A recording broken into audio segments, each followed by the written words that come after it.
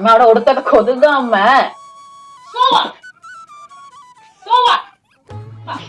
എങ്ങോട്ടാ പോന്ന്? എന്ത് ധൈര്യത്തിലാ പോന്നുണ്ട് വല്ല പറമ്പില്?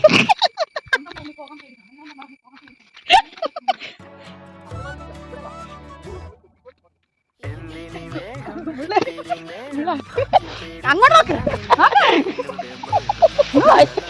ബാഹുബലി.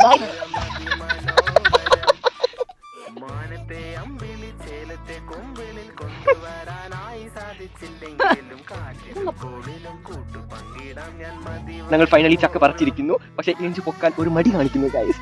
ഭാരമാണ് തന്നെ.